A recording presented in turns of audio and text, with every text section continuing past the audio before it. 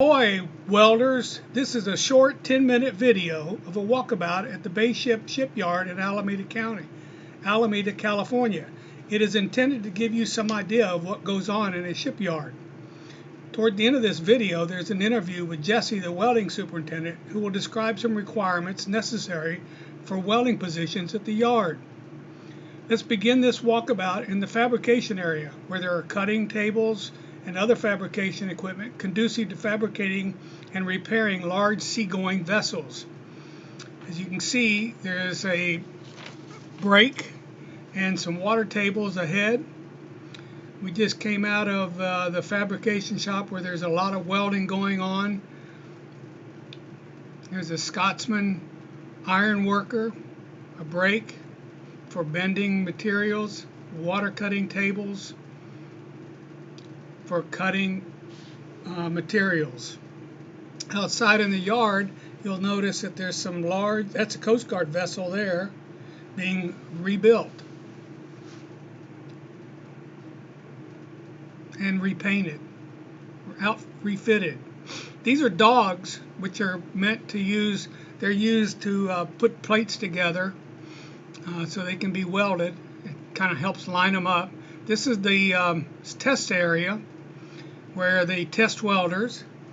And you'll notice that they have a track torch right there to cut bevels on the 1-inch plate, and then the test area, the test booths.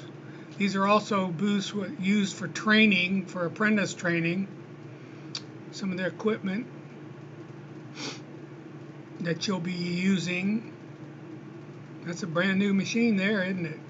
Here's an Army vessel. It's a landing craft, I believe. They run it up on the beach and the door flops down and out come the tanks. And then there's a whole bunch of other tools and things that are necessary for used in the shipyard.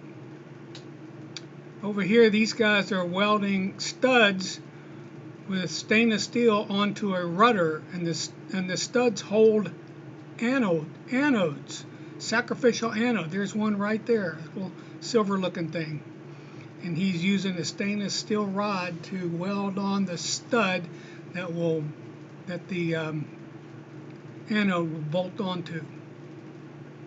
It's a common thing, anodes, stainless steel welding rods. You can see that it's a 309L stainless steel rod.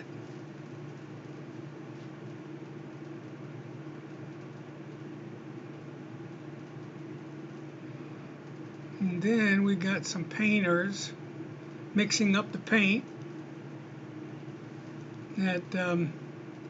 And then the next series shows a painter up on what they call a man lift. I call it man lift. It's a personnel lift, and some scaffolding there that is quite common in the shipyard. Pan around and notice that they're bringing in another boat here. Those green things are winches that will pull that boat up out of the water. So your name is Jesse, and you're the weld super. They call me Jesse. Okay. My real name is Jose Gomez. Okay, Jose. And you're in charge of all the welders. I'm in charge of all the welders. Okay, and so you're the man. Pretty much. He is the man. You're the man when welders come here and they want to take a test. You're going to watch and see what they do. That's what I do. So what do you expect from them? I expect good welds from them. Good welds, right? Good welds, Pass the test. And pass the test. Is it ABS test or an AWS? Yeah, ABS test. ABS. Yeah. Okay. Yeah. It's a usually, well, we got a lot of processes. Right. But which is the one you like the best? The more basic, that we use is a 1-inch plate. And it's done with flexible wire with gas. With gas. We use straight CO2 in it. Okay. And it's what size wire? 116. 116. That one's done with 116. Okay. But like I said, we have other processes. We have another one with 1/2-inch plate and 052 wire. Same thing. dual shield. I mean, you name it. We have about 100 processes. Oh yeah. All kinds of materials. Got it welded. Yeah. So. Yeah. Cool. Yeah. But the basic, what we're looking for is, at least for a guy to be able to, do our basic, test. Basic, the flux core. Which is the flux core, okay. on 1 inch. And we do 3G and 4G. Okay. Those are the two positions. Because that gets them qualified. And then you give them the side bends on the thick plates, right? We don't do side bends. We take them to X-ray. Oh, you do the X-ray on them. Okay. Yeah. All right. Yeah. We were doing the bends, but machine broke down. So we don't it's easier. Have a bend machine. Okay. So we send them out for. You send them out. Okay. We have a lab in Hayward where they send them out for testing. For the X-ray. For the X-ray. And the results come back. Yes. All right. Yeah. But you can look at it first and see if it's good enough to send out. I have to look at it visually. Usually what I tell the guys is I want to see the root pass. After I see the root pass, I see if the guy is capable of keep going or not. All right. Then after that, I look at the visual on the finish. Right. And if it looks good, then we'll send it out. Then if you'll send it. Then I'll tell the guy to repair. If it's minor repair, but if it looks pretty bad, then I'll tell him I'm probably not going to send it. But if it's just minor repair, we just have them repair it, and then we'll send it out. And depending on how it comes out. Cool. Yeah. And you keep them busy. Pretty much, yeah. We keep everybody here busy all year long. Yeah, we got work all year long here. We don't stop. Even with the COVID, I mean, we were working. Yeah. Yeah. I was here pretty savvy about the COVID, right? Yep.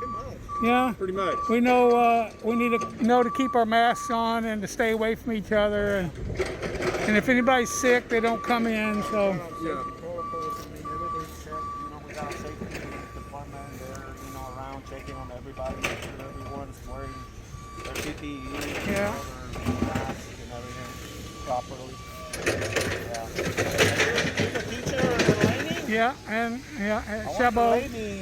We have an apprenticeship program, so it's good for the guys that want to learn. Yeah.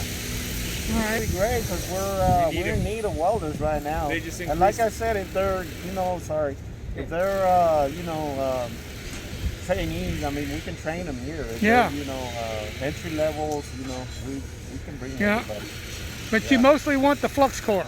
Mostly, yeah, that's what we use, and we use it for pipe. We use it for everything. Yeah, we're not banning it, but we're kind of, the stick. We're kind of putting it on the side. I mean, it's we use it for tacking, minor welding. Yeah. Most of the stuff that we do here, with flux core.